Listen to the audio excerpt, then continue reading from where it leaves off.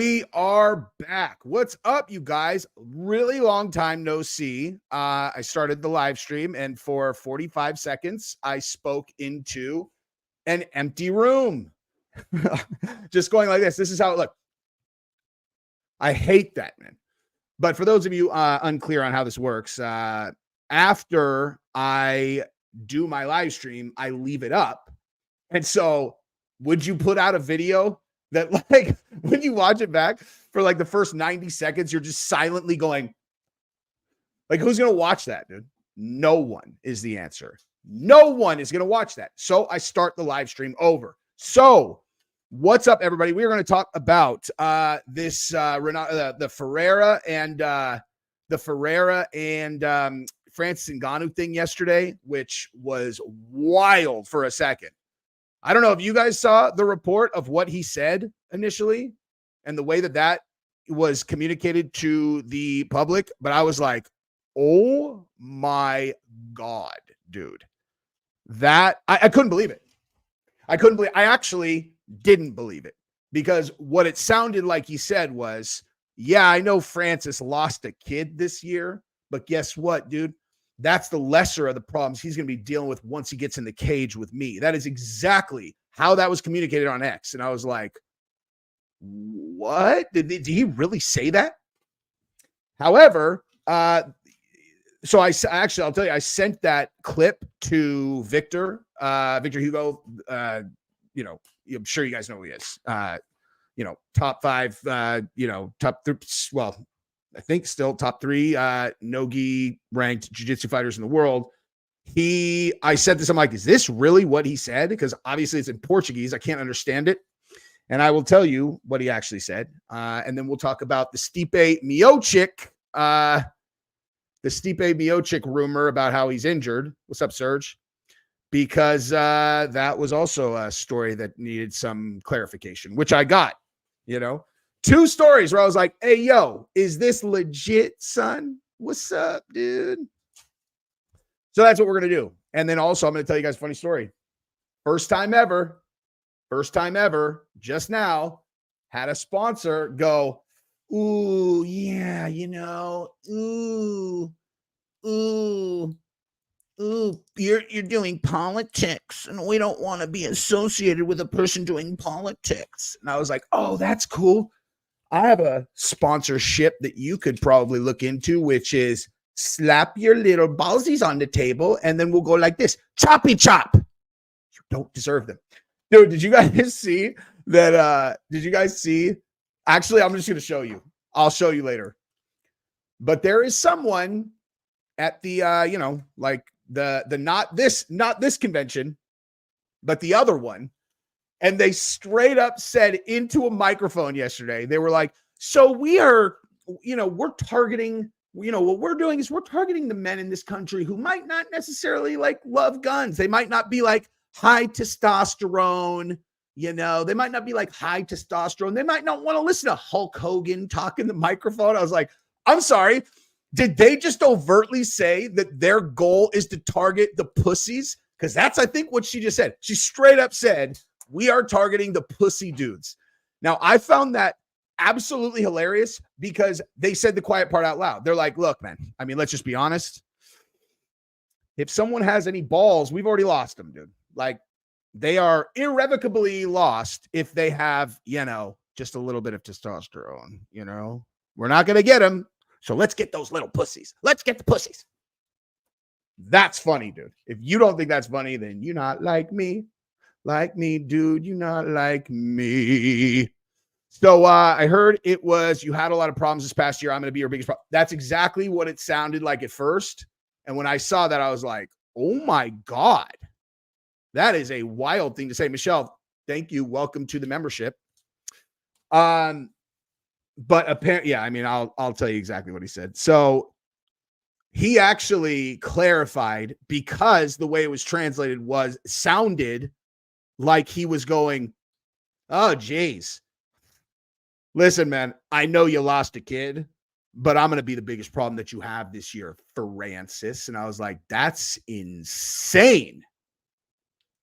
That's insane that he said that. Now, he did not say that. He was referencing the Tyson Fury fight, the Anthony Joshua fight, and then his fight. He was saying, like, he was talking about that. Like, he was saying that he's going to be the toughest problem for Francis to solve, you know, in the ring / octagon, right? However, what I will tell you, it was Kamala's blow at the White House. Yeah, that's funny. I mean, nothing would surprise me, dude. Nothing. But like what a very positive outcome of that entire interaction was, because it was so shocking when I saw it, and it sounded like that's what Ferreira said, is I was like, who the hell is this guy? You know, who's this Ferreira guy? And then also when they did the face-off, dude, just in case anybody does not know how enormous this dude is, let me show you. This guy made Francis look small. Okay, look at this, dude. This is bananas. I had no idea he was this big, dude. Check this out.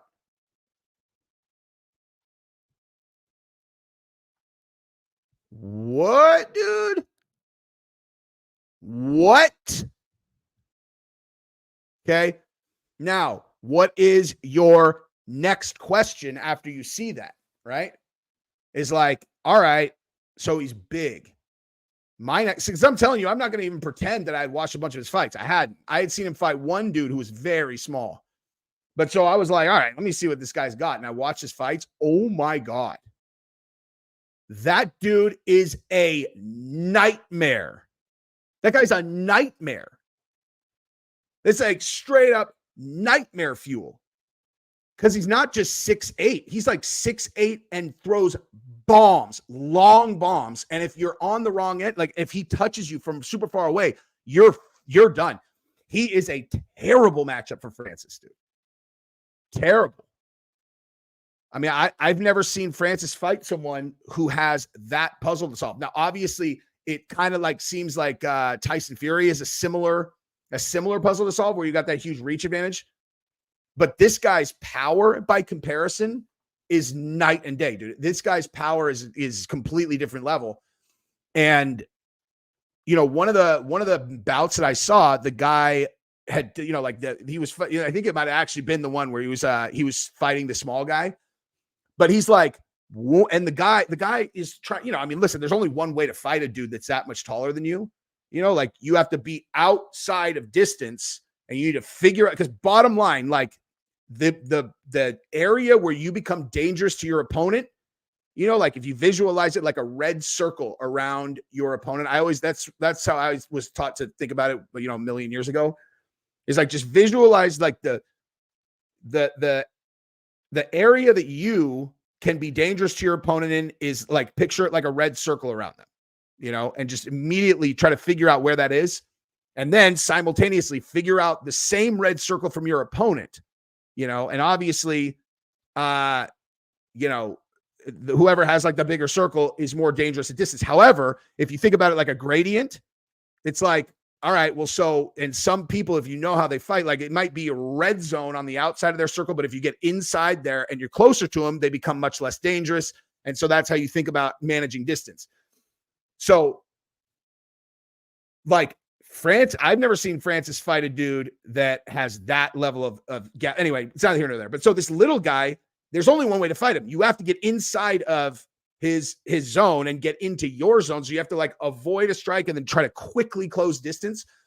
And the guy thought that he understood exactly where, like he thought he understood where this guy's zone ended, and he was wrong. It was already enormous. And like it turned out that, you know, Ferreira is so good at using his length that even though the guy was giving him a super wide berth on the range where he thought he was safe, you know, he's like probably thought he was a good solid 12 to 18 inches further away than he was needed to be.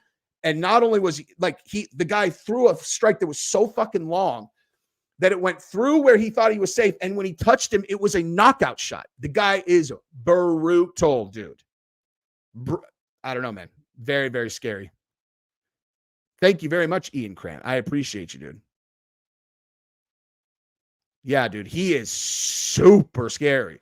Like, honestly, I don't know if you guys are like, I mean, my whole thing was I was like, listen, dude, listen, let's be honest. It's Francis Ngannou, and he's fighting someone in PFL. That was seriously how I interpreted, like, oh, Francis's comeback fight. And yesterday, that became completely different, where I'm like, holy shit. Holy sheesh, dude. This guy is a terrifying specimen, dude. If people think this is just like a walkthrough for Francis, they're smoking crack. He is dangerous, dude. Let me actually see if I can find clips that I know are probably safe to show. You know who automatically copywrote me the other day is Theo. Like, I know it was just like the system auto generated it, and I appealed it, and I was just like, yeah, they just like immediately released it. But like, I was like, because like the system kind of does it for you. All right, so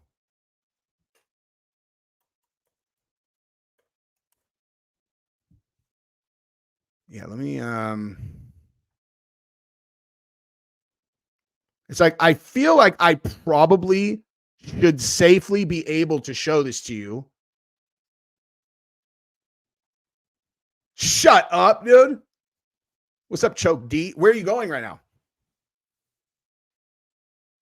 Wait, you watching 50 foot in the air? Oh, you're on a 5G tower. You probably have bomb-ass connectivity then. Bomb-ass connectivity. Dude, you know what's crazy? I think I told you guys this on the channel. So when I was in Cabo the last time, so in June we went to Puerto Vallarta. In July we went to Cabo. So, and I know exactly when it was because it's when the big guy got shot. But I was, anytime that I'm on vacation, I always stress out because I'm like, man, I hope we have like good internet, because like sometimes, and by the way, thank you for the super chat. And sometimes you'll stay at a place, even like a really nice joint. We stayed at a 5-star resort hotel, oh my God, what's it called? The Fairmont in downtown Austin. We stay there a lot, but like the Fairmont is an incredible hotel. But even the upgraded internet is like not fantastic for upload.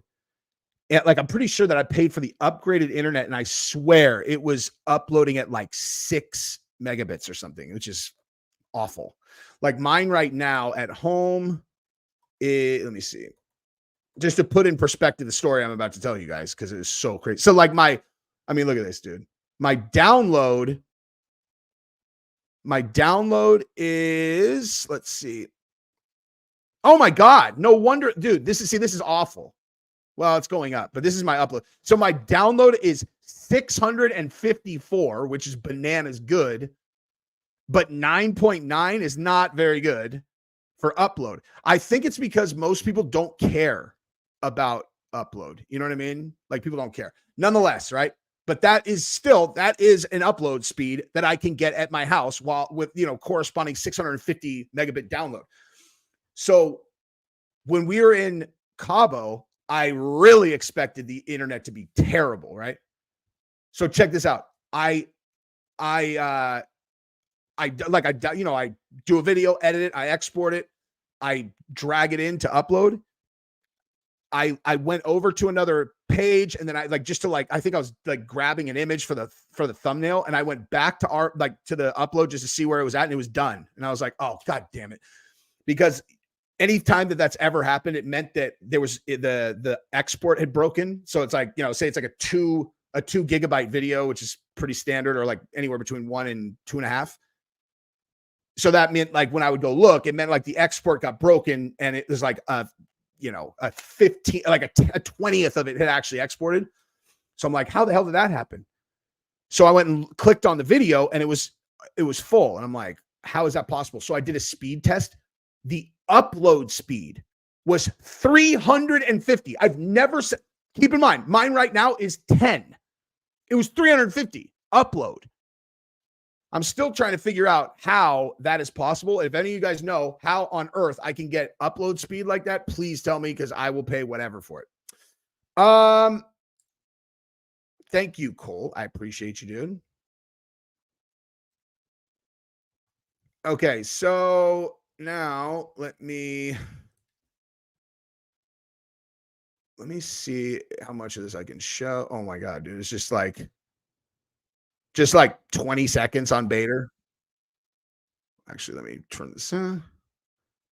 It's like, all right, so watch out, Bader. Watch out, Bader. Watch out, Bader. And first punch. Sorry, good night. 18 seconds. Jesus, man. He is a monster, dude. Monster. Good fiber gets. Dude, do I actually have to plug some? Okay, I'm going to tell you guys something shockingly embarrassing right now. Okay. Okay. So this is all right. So right there are all the outputs for like if I want to like connect like directly into it where I just use Wi-Fi or whatever. And the whole system is like downstairs on the other side of the house in my closet, like in the closet of my master. And so like I am actually like a straight up fucking retard when it comes to this shit, right? So like you have to like plug it in there and then figure out which switch it's on and put it there. I am a professional fucking content creator and I've lived here since April of 2021 and I've never done it. The only reason why I bring it up is just to demonstrate I'm retarded and a lazy fucking idiot. But when it comes to shit like that, watched Ferreira spar a couple of heavyweights from Houston and don't compete and was getting. Wait, he was getting pieced up? Really? Because what I've been watching him doing at full speed is crazy. Most ISPs, most internet service providers will have 10 times or higher download than upload. The good companies like my provider are equal 400 here, like gig 400, plenty for my dude. If you get me 400 upload, I will be the happiest person on earth.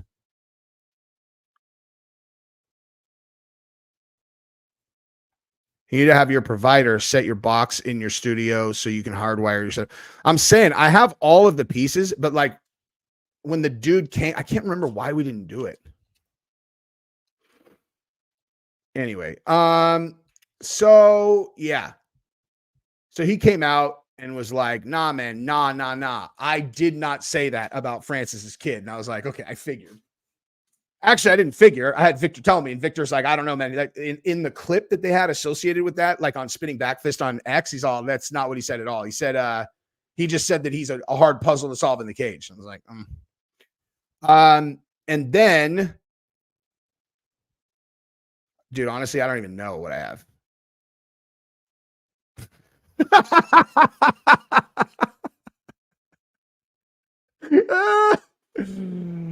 Oh man, that's funny, dude.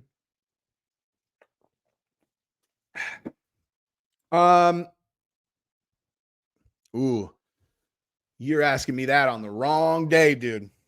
I would have told you a different answer yesterday. You know, today I would say Old Spice.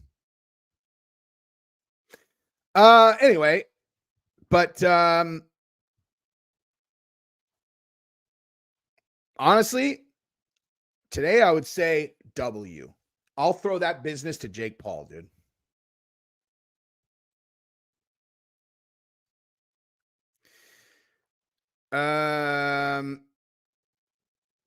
Okay, so the other thing I was going to say is just about the Stipe story. Like, I know Tom's trying to talk his way into into this fight. He is the backup, but like as far as Stipe goes, like Stipe's 100% not hurt. Like he's definitely well, at least unless his fucking manager's lying to me, which I don't see why he would.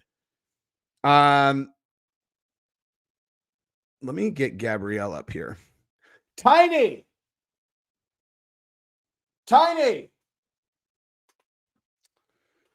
For God's sake, man. Okay, I have to text me and not call me. Gabrielle. You just let my live audience hear you talk to me like you're not afraid of getting the fucking back of my hand. You about to get the back of my hand. Get up here and take your medicine. Get the fuck up here now. What do you want? I was going to ask if you want to come live. I'm busy. I'm working. You're about to get busy getting slapped upside your face. Okay. No, in all seriousness, when can you film? 15 minutes? Yeah, like 15 minutes. Okay, bye. Okay, so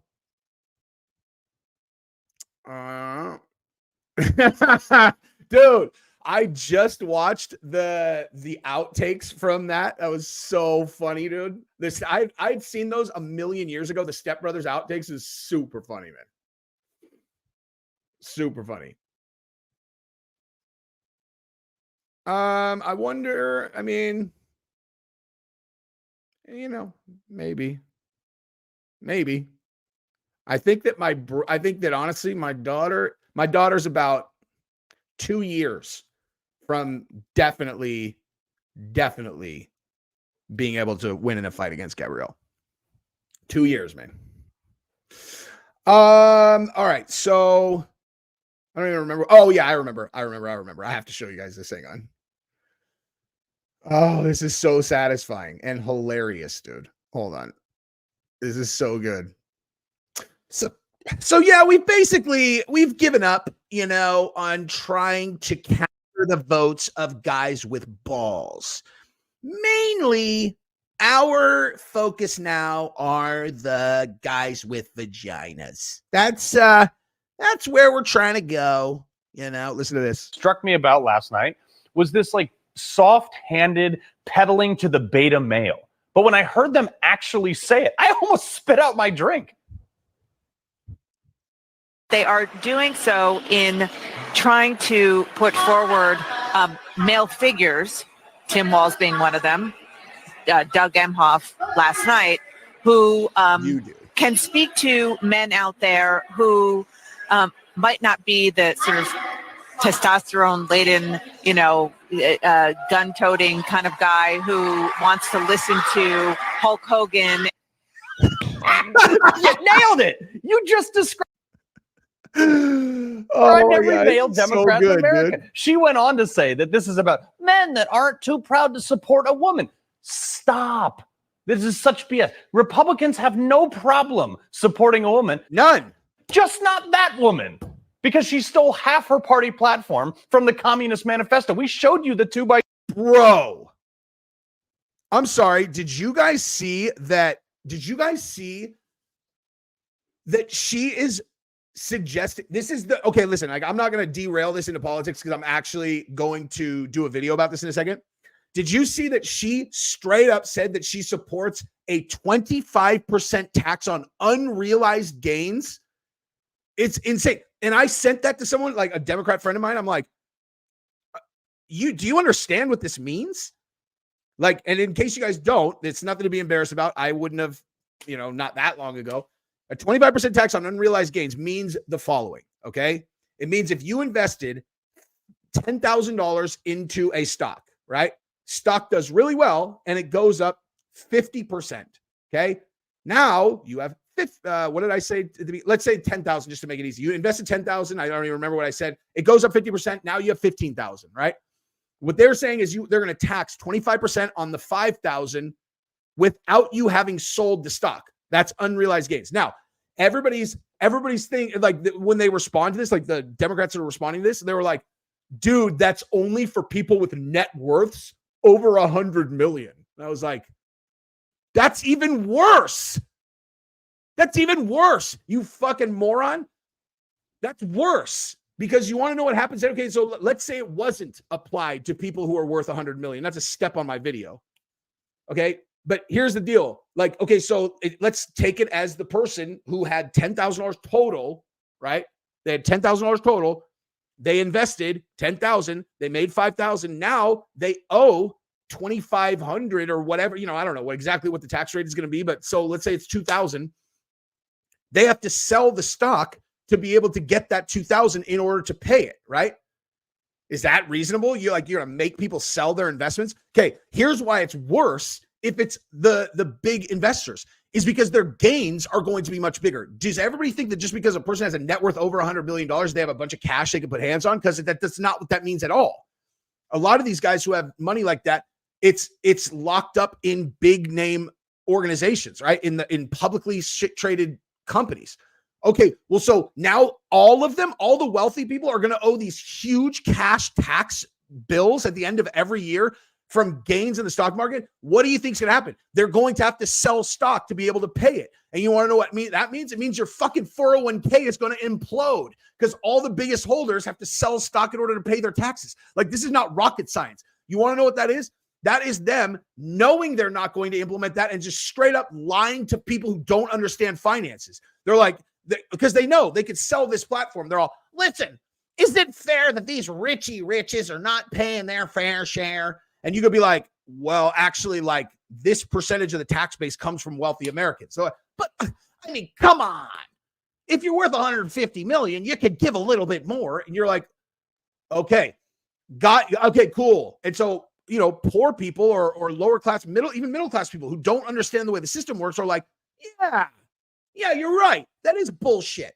Okay, so is that the end of the conversation? Because what does it actually mean? It means, again, that they're going to have to sell stock, which means the stocks are going to implode, which means that people's 401ks are going to be worth 50% as much as they were before this fucking idiot implemented that policy. And you know what that means for the companies? It means they lose money, and then they're going to have to fucking fire you from your job because they can't afford to pay you. It is like they know 100% they're not going to implement that. They're just lying to try to steal votes on bullshit. That's why I fucking can't with them, dude. I can't. Anyway, so that's enough. I'm going to actually go do that video right now because I'm ready for it. This is MMA. I literally just talked politics for the last 3 minutes. Okay, I love you guys. I'm out. Yes, I did go to Chico State, but no, I grew up in Walnut Creek and I went to De La Salle High School. You may have heard of De La Salle from such reasons that you would hear about them because they won 120 straight football games. Anyway, I love you guys. I'm going to do more videos now. Bye-bye.